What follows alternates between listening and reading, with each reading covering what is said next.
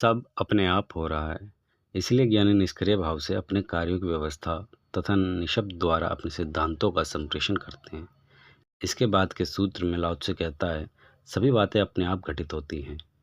ताओ के आधारभूत सिद्धांतों में से यह एक है। सभी बातें अपने आप घटित होती हैं। ऐसा कुछ भी नहीं है जिसे घटित करने के लिए हमारी ज़रूरत होती हो। हमारे बिना ही सब कुछ घटित होता है। नींद आती है, भूख लगती है, जन्म होता है, मृत्यु होती है, यह सब अपने आप घटित होता है। लेकिन जो अपने आप घटित होता है उसे भी हम मान कर चलते हैं कि हम घटित करते हैं। लाओ त्से की दृष्टि में सबसे बड़ी भ्रांति मनुष्य की यही है कि जो घटित होता है उसका वो कर्ता बन जाता है। जो घटित होता है उसका उसका कर्ता बन जाना ही बड़े से बड़ा अज्ञान है। लाओ त्से यह भी नहीं कहता कि तुम चोरी छोड़ दो। लाओ त्से यह भी नहीं कहता कि तुम बेईमानी छोड़ दो। लाओ त्से कहता है, ना तो तुम कुछ कर सकते हो और ना तुम कुछ छोड़ सकते हो, क्योंकि छोड़ने की बात तो तभी हो सकती है जब हम कुछ करते हैं। यदि मैंने कुछ किया है तो मैं कुछ छोड़ भी सकता हूँ। यदि मैं करता ही नहीं हूँ तो छोड़ने का कोई उपाय भी नहीं है। इसे थोड़ा ठीक से समझ लेना ज़रूरी है, क्योंकि त्यागवादी सारी धारणाएं लाओ त्से के इस सिद्धांत के विपरीत खड़ी है। त्यागवादी मानता है कि मैं छोड़ सकता हूँ। लाओ त्से कहता है कि तुम जब कर ही नहीं सकते तो तुम छोड़ कैसे सकोगे। लाओ त्से कहता है, कर्म में ना तो करने की संभावना है ना छोड़ने की। हाँ, तुम कर्ता बन सकते हो, बस इतनी स्वतंत्रता है तुम्हें। और तुम कर्ता ना बनो, इसकी स्वतंत्रता है तुम्हें। जो घटित हो रहा है वो घटित होता चला जाएगा। लाओ त्से के समय से प्रचलित चीन में एक मजाक चल रहा है। एक युवा अपनी प्रेयसी के साथ समुद्र के तट पर गया है। चांदनी रात है और समुद्र में जोर से लहरें आ रही हैं तट की तरफ। यह युवक आकाश की तरफ मुंह उठाकर सागर से कहता है, हे सागर, जोर से लहरा और लहरा, अपनी पूरी शक्ति से लहरा उठो। इतनी सुंदर रात और लहरें तो उठ ही रही हैं। लहरें उठकर तट की तरफ आ ही रही हैं। उसकी प्रेयसी कहती है, आश्चर्य, तुम्हारी इतनी सामर्थ्य मुझे कभी पता नहीं था कि सागर तुम्हारी बात मानता है। यह प्रेयसी कहती है, तुम्हारी इतनी सामर्थ्य मुझे कभी पता ही नहीं। तुमने कहा लहरें उठो और लहरें उठने लगीं। तुमने कहा लहरें आओ और तट की तरफ लहरें आने लगीं। लाओ त्से के समय से यह मजाक प्रचलित है और लाओ त्से कहा करता था, जिंदगी में सब ऐसा ही है। लहरें उठ ही रही हैं। तट के किनारे खड़े होकर हम कहते हैं लहरें उठो, और अपने मन में भ्रांति पाल लेते हैं कि लहरें हमने उठा दी हैं। लाओ त्से कहता है, ना तो तुम कर्ता बन सकते हो ना तुम त्यागी बन सकते हो। तुम सिर्फ इतने ही सत्य से अगर परिचित हो जाओ कि वस्तुएं अपने आप घटित होती हैं, किसी को भी उनकी घटित होने के लिए आवश्यकता नहीं है। वस्तुओं का स्वभाव घटित होना है, ऐसी प्रतीति हो जाए तो लाओ त्से कहता है, ज्ञानी उसे कहता हूँ मैं, सभी बातें अपने आप घटित होती हैं, ऐसा जो जानता है, परंतु वे उनसे विमुख नहीं होते, क्योंकि जब अपने से ही घटित होती हैं तो ज्ञानी उनसे विमुख नहीं होते। विमुख होने का सवाल ही तो तभी है, त्याग करने का सवाल तभी है, वैराग्य का सवाल तो तभी है जब मैं उन्हें घटित कर रहा हूँ। समझें इस प्रकार से, भूख लगती है तो अज्ञानी ज़्यादा खा लेता है, सोचता मैं खा रहा हूँ, ज़्यादा तो वह भी नहीं खा सकता। नसरुद्दीन के जीवन में उल्लेख है कि अपने एक शिष्य के साथ वह यात्रा पर है, तीर्थ यात्रा पर। वह रोज़ देखता है कि शिष्य जब भोजन करता है तो भोजन करने के बाद अपने शरीर को हिलाता है, हिलाकर फिर भोजन करता है। वह रोज़ देखता है। यह महीनों हो गए। एक दिन उसने कहा यह देखकर कि मामला क्या है, तू भोजन करता है, फिर हिलता है, फिर भोजन करता है, फिर हिलता है। उस युवक ने कहा कि आपको शायद पता नहीं है कि ज़रा हिलकर मैं फिर शरीर के भीतर जगह बना लेता हूँ, फिर थोड़ा भोजन कर लेता हूँ। नसरुद्दीन ने उसे बहुत ज़ोर से चांटा मारा और कहा, बेईमान, यह सोचकर मन की कितनी पीड़ा होती है कि कितना भोजन जो मैं कर सकता था नहीं कर पाया। तूने पहले क्यों ना बताया। यह तो मुझे भी शक था कि जितना भोजन मैं करता हूँ, भोजन करने की सीमा नहीं है। यह तुम और मुझे भी पता है कि भोजन की आखिरी सीमा पेट का फट जाना है। पूरा भोजन किया जाए तो पेट फट जाए वहाँ तक। अज्ञानी सोचता है मैं भोजन कर रहा हूँ। एक दूसरा अज्ञानी है जो सोच सकता है कि मैं उपवास कर रहा हूँ। लाओ त्से दोनों को अज्ञानी कहेगा, क्योंकि दोनों ही अपने को कर्ता मानते हैं, एक करने में एक छोड़ने में।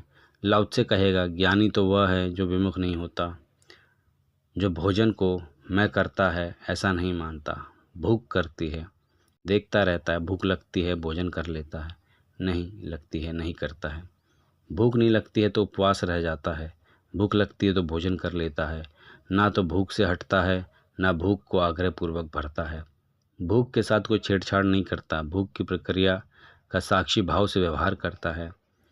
ताकू नाम नाम के एक फ़कीर के पास कोई गया और पूछता है ताकुआन से कि तुम्हारी साधना क्या है। तो ताकुआन कहता है, मेरी और कोई साधना नहीं है, मेरे गुरु ने तो इतना ही कहा है कि जब नींद आए तब सो जाना और जब भूख लगे तब भोजन कर लेना। तो जब मुझे नींद आती है तो मैं सो जाता हूँ, जब नींद टूटती है तब उठ जाता हूँ। जब भूख लगती है तब भोजन कर लेता हूँ, जब नहीं लगती तब नहीं लेता हूँ। जब बोलने जैसा होता है तो बोल देता हूँ, जब मौन रहने जैसा होता तो मौन रह जाता हूँ। तो वह आदमी कहता है, यह भी कोई साधना है? यह कौन सी साधना है? पर तकवान कहता है, पता नहीं ये साधना है या नहीं है, क्योंकि मेरे गुरु ने कहा है कि साध सकते हो तुम, यही ज्ञान है, यही अज्ञान है। साध सकते हो तुम, यही इसे ही अज्ञान का प्रकार है। तो मैं कुछ साध नहीं रहा हूँ, अब तो जो होता है उसे देखता रहता हूँ। पता नहीं ये साधना है या नहीं, इतना तुमसे कहता हूँ कि जब से ऐसा स्वीकार किया है, नींद को, भूख को, उठने को, सोने को, जागने को, तब से मैं परम आनंद में हूँ। तब से दुख मेरे ऊपर नहीं आया है, क्योंकि मैंने सभी स्वीकार कर लिया है। अगर दुख भी आया है तो अब मैं उस दुख को देख करके पाता हूँ, क्योंकि स्वीकार कर लिया है। सोचता हूँ कि घट रहा है ऐसा। ध्यान रहे, दुख भी तभी दुख मालूम पड़ता है जब हम अस्वीकार करते हैं। दुख का जो दंश है वह दुख में नहीं, हमारी अस्वीकृति में है। दुख में पीड़ा नहीं है, पीड़ा हमारे अस्वीकार में है कि ऐसा नहीं होना चाहिए था और ऐसा इसलिए हुआ, पीड़ा है। अगर मैं ऐसा जानूं कि जो हुआ वैसा ही होता, वैसा ही होना चाहिए था, वही हो सकता था, तो दुख का कोई दंश, पीड़ा नहीं रह जाती है। सुख छिन जाने में कोई पीड़ा नहीं है। सुख नहीं छिनना चाहिए था, मैं बचा लेता, बचा ना पाया, उसमें पीड़ा है। अगर मैं जानूं कि सुख आया और गया तो जो आता है वह चला जाता है। अगर मेरे मन में यह ख्याल ना हो कि मैं बचा सकता था तो पीड़ा का फिर कोई सवाल नहीं है। तो ताकुआन कहता है, मुझे पता नहीं कि साधना क्या है, इतना मैं जानता हूँ कि जब मैंने ऐसा जाना और जिया तब से मैंने दुख को नहीं जाना।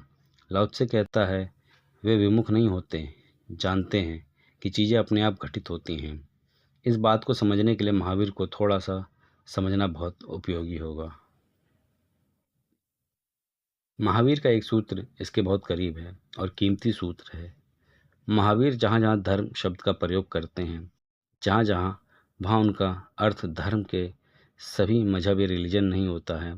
महावीर का धर्म से अर्थ होता है वस्तुओं का स्वभाव। महावीर का सूत्र है धर्म के लिए, वत्सु साहो धम। जो वस्तु का स्वभाव है वही धर्म है।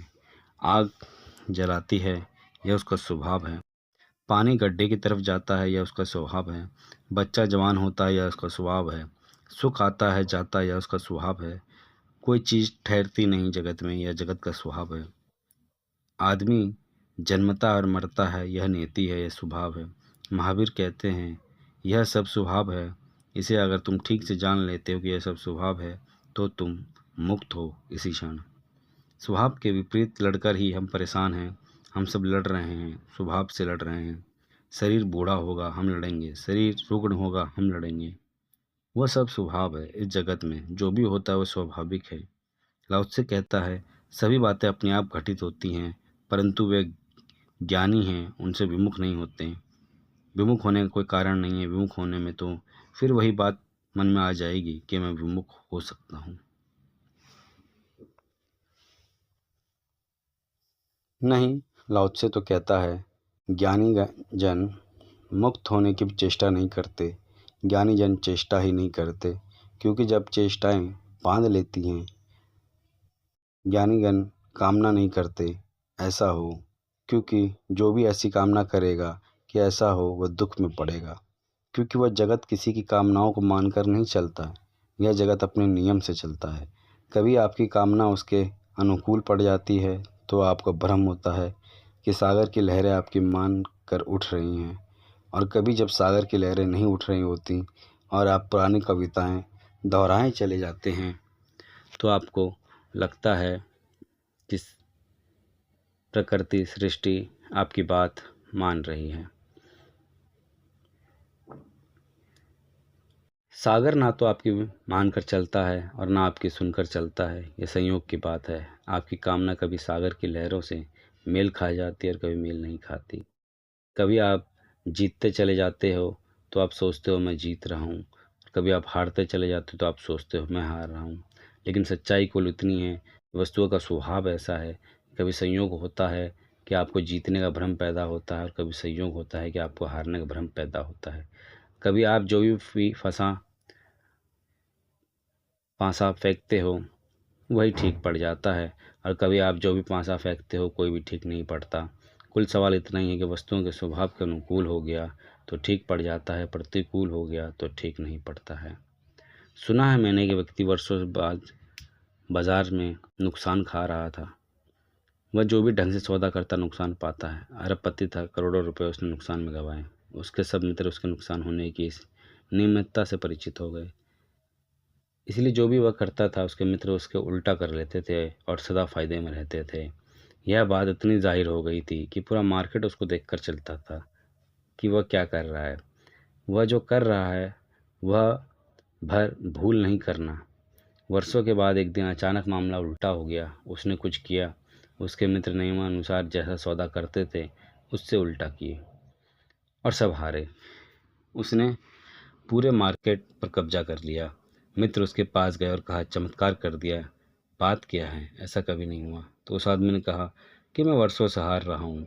आज अपने वर्षों का हिसाब किताब देख रहा था तो मुझे ख्याल आया कि अब जो मेरा सिद्धांत कह रहा है करो वह ना करूँ। इस बार जिस सिद्धांत से मैं चलता हूँ तो इस बार मैं अपने खिलाफ चला हूँ। जैसा तुम मेरे खिलाफ सदा चलते रहे हो, इस बार मैं अपने खिलाफ चला हूँ। मेरे सिद्धांत तो कह रहा था कि खरीद करो, मैंने बेचा। उसको बेचता देखकर सारे लोगों ने खरीद की क्योंकि वह जो करे उससे उल्टा करने में सदा फायदा था। उस आदमी ने कहा कि मुझे पहली दफ़ा ख्याल आया कि मैं चीज़ों के स्वभाव के बिल्कुल प्रतिकूल ही चलता रहा हूँ। सदा से अपनी ज़िद ठोकता रहा हूँ। मुझे पता ही नहीं कि सही क्या है, लेकिन एक बात पक्की थी कि मैं गलत होऊंगा। इतने 5-10 साल का जो अनुभव है, इसीलिए अपने से उल्टा कर चल कर देखा। आज मैं कह सकता हूँ उस आदमी ने कहा कि मैं हार रहा था, यह कहना भी गलत है। मैं जीत रहा था, यह कहना भी गलत है। वस्तुओं के स्वभाव के अनुकाल जब आदमी पड़ जाता है तो जीत जाता है, प्रतिकूल जब पड़ जाता है तो हार जाता है।